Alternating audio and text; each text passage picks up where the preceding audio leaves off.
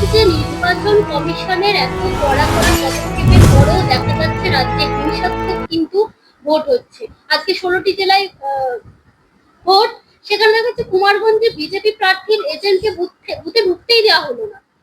দেখুন, যারা গুন্ডা বদমাইশ তাদের তো আর কোনো প্রফেশন নেই, তারা গুন্ডা বদমাইশই করবেই।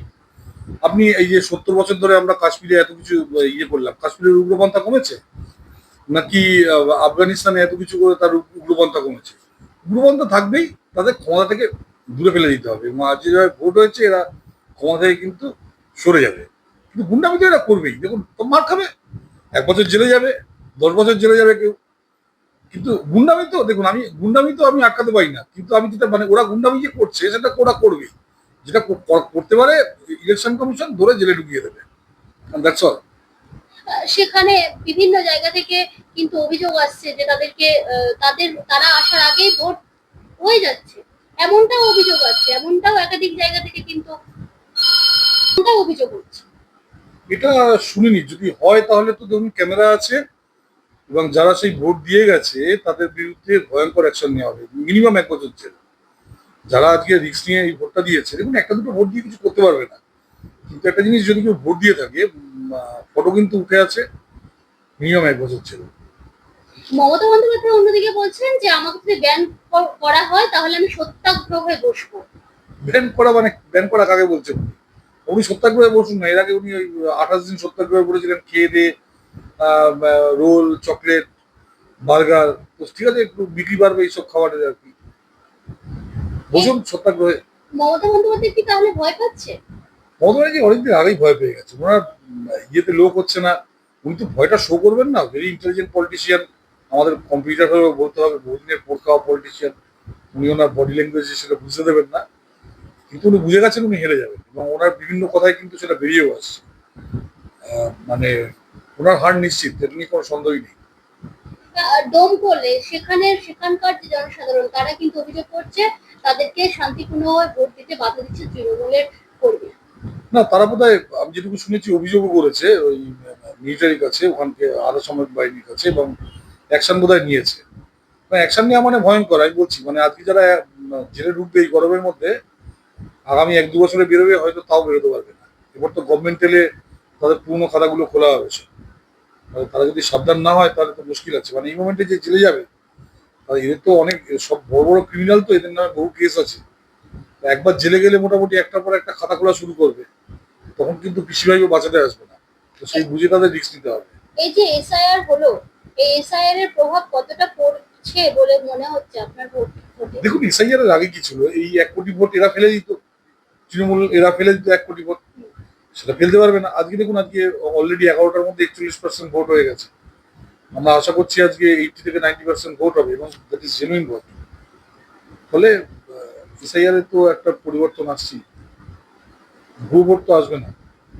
এই যে মমতা বন্দ্যোপাধ্যায় তিনি কিন্তু কিছুদিন আগে একটি কথা বলেছেন যে আগে বলতাম যে বদলানো বদল চাই, এখন বলছি বদল নয় বদলা চাই, ভোট বক্সে যেন বিজেপিকে জবাব দেয় জনসাধারণ। না না, উনি বদলা বলতে উনি খুন বোঝাচ্ছেন। দেখুন, আমরা এর জন্য প্রিপেয়ার্ড। এবার আমাদের দেখুন, এবার যারা ইচ্ছে তাদের আমরা নামতে বলেছি, যারা ইচ্ছে না, আমাদের বহু কর্মী এবার নামেননি, ভয় পেয়েছেন, তাদের পরিবার আছে, তারা কেউ খুন হয়ে গেলে তাদের বউ বাচ্চা অনাথ হয়ে যাবে, সেজন্য আমরাও কাউকে জোর দিইনি যে তোমায় নামতে হবে। কিন্তু ভয় দেখাচ্ছেন, উনি ভয় দেখাচ্ছেন, ওনার ভাইপো ভয় দেখাচ্ছেন, এগুলো স্ট্রেট কাট খুনের হুমকি। যে এবং গতবার ওনারা 69 জনকে খুন করেছিলেন, না 67 জনকে খুন করেছিলেন, তার সঙ্গে ওনারা 350-র উপর মহিলাকে রেপ করেছিলেন। তারপর 20,000 লোককে বাড়িছাড়া করা হয়েছিল, বিভিন্ন বাড়িতে আগুন দেওয়া হয়েছিল, অটো রিক্সা ভেঙে দেওয়া হয়েছিল, দোকান ভেঙে দেওয়া হয়েছিল, বহু রকমের অত্যাচার হয়েছে। এবং এই ব্যাপারে আপনার human rights commission, women's commission, children's commission, তারপর আপনার মাইনরিটি কমিশন, SC/ST কমিশন, সবাই আলাদা করে রিপোর্ট দিয়েছে, কিন্তু অ্যাবসলিউটলি মানে কোনো অ্যাকশন হয়নি আমাদের আদালতের ইয়ের জন্য। এবারও যদি ওরা যেতে, ওরা জিতবে না, যদি ওরা যেতে ওরা আবার খুন করবে, আবার অত্যাচার করবে। এবং এই যে বদলাটা বলছেন, এটা সেটাই, যে আমাকে ছেড়ে দাও, আমি ভোটে দাঁড়াবো একা একা, তৃণমূল ভোটে দাঁড়াবো, যেরকম পঞ্চায়েত ভোটে দাঁড়ায়, আর কেউ যেন ভোটে না দাঁড়ায়, এবং ভোটে রিগিং করতে দাও, বুথ দখল করতে দাও, শুধু আমাদের লোককে ভোট দিয়ে দাও, আমরা যাকে বলবো সে ভোট দেবে, আর কাউকে ভোট দেবে না। আর যদি এটা রোখার চেষ্টা করে তাহলে খুন করে দেবো আমি যদি ক্ষমতায় আসি, সেটাই উনি বলছেন। উনি বেশ কয়েকবার, উনি এবং অভিষেক ব্যানার্জি, খুনের হুমকি দিয়েছেন।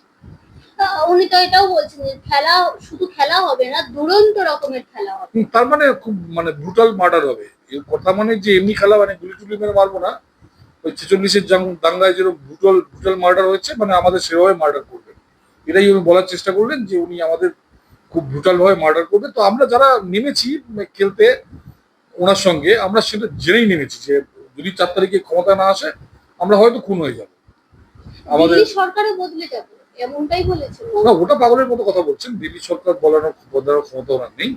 কিন্তু একটা জিনিস যে উনি যদি আরেকবার ক্ষমতায় আসেন, আমরা যারা এবার অ্যাক্টিভলি নামলাম, আমাদের এমনকি অনেক প্রার্থী ইত্যাদি, বহু লোক খুন হবে, এটা নিয়ে কারো যেন কোনো সন্দেহই না থাকে। যদি তৃণমূল কংগ্রেস ক্ষমতায় আসে, তবে একটা জিনিস যে শুধু আমরা খুন হব না, পুরো বাঙালি যাত্রা খুন হয়ে যাবে, বাঙালি যাত্রা কিন্তু মানে চিরদিনের মতো শেষ হয়ে যাবে।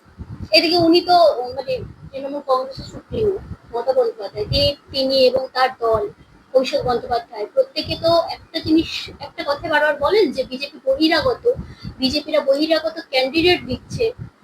এই ব্যাপারে কি বলবেন? ম্যাক্সিমাম বহিরাগত ক্যান্ডিডেট কিন্তু তৃণমূল দিচ্ছে। আপনি দেখুন তৃণমূলের সাংসদ কারা, রাজীব কুমার, কালকে প্রেস কনফারেন্স করলো কে রাজীব কুমার বিহারি, তার পাশে প্রেস কনফারেন্স করলো কে ওই সুজি বাজার তেলেগু। আর কে প্রেস কনফারেন্স করে প্রবাসী বাঙালি সন্তোষ দেবের মেয়ে, প্রবাসী বাঙালি আপনার এই ভাস্কর ঘোষের মেয়ে। আপনি দেখুন আর আর কি করে ওই ডিরেক ওবায়ন, সে বাঙালি না।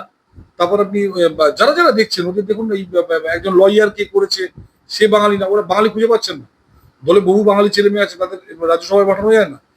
খুঁজে খুঁজে অবাঙালিদের বাইরে থেকে লোক এনে ওরা রাজ্যসভায়, কীর্তি আজাদ টাজাদ, এরা কারা? এরা বাঙালি। শত্রুঘ্ন সিনহা বাঙালি? কে বাঙালি? নন্দীগ্রামে আহ, যেখানে আজকে ভোট হলো শুভেন্দু অধিকারী প্রার্থী, সেখানে কি সম্ভাবনা আপনি দেখতে পাচ্ছেন? জিতবেন শুভেন্দুবাবু, আর কি। এর মধ্যে অন্য কোনো মানে ইকুয়েশন নেই। ওখানেও জিতবেন, এখানেও জিতবেন। এটার নাম কি, এই আপনার ভবানী। ভবানীপুর। মানে এটা নিয়ে কোনো সন্দেহ থাকার উচিত না কারণ, দুটো জায়গাতেই উনি জিতবেন। অমিত শাহ এবং যোগী আদিত্যনাথ এনারা যে বাংলায় এসে ভোটের প্রচারে থাকছেন, সে নিয়েও কিন্তু অভিষেক বন্দ্যোপাধ্যায় একাধিকবার কটাক্ষ করেছেন। কিসের কথা? ও তো তখন বাচ্চা ছিল, রাজনীতি ও জানতো না। 1984-এ মমতা ব্যানার্জির জন্য প্রচার করেছেন রাজীব গান্ধী, 89-এ রাজীব গান্ধী প্রচার করেছেন, 91-এ মমতা ব্যানার্জির জন্য রাজীব গান্ধী প্রচার করেছেন, এবং অন্যান্য মাধবরাও সিন্ধিয়া এরা সব আহ, প্রচার করেছে।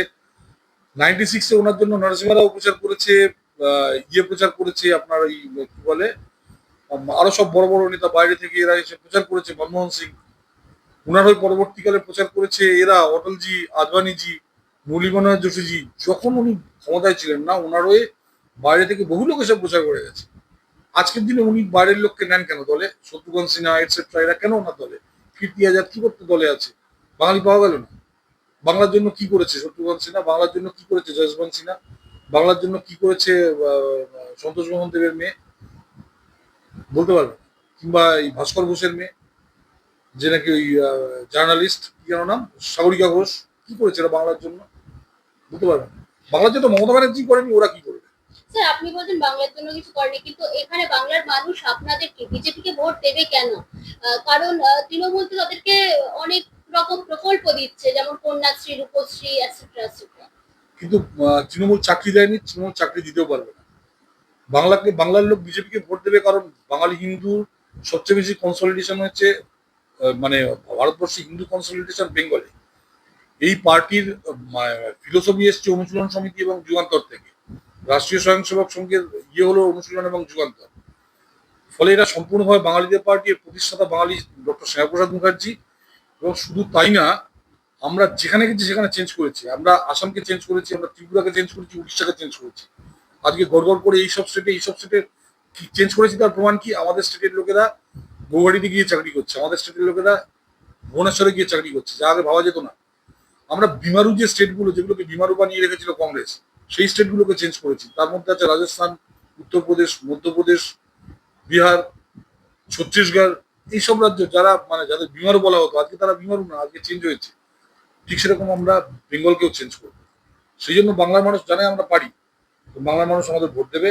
বাংলা মানুষের মোদিজির উপর ভরসা আছে, বাংলার মানুষ আমাদের ভোট দেবে। একটা শেষ প্রশ্ন করব।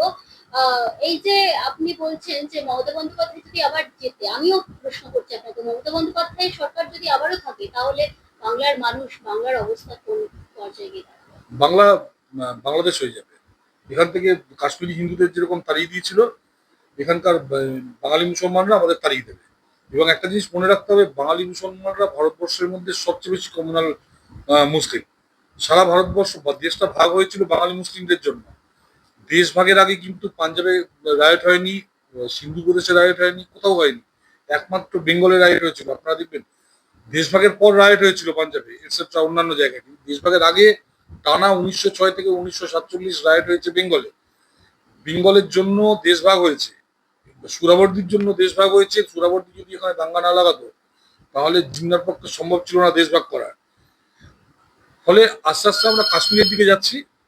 এবং আপনারা একটা জিনিস মনে রাখবেন যে মানে এইখানে আমি আপনি কেউ থাকতে পারবো না। এই ব্যাপারে মানে আপনারা নিশ্চিত থাকবেন।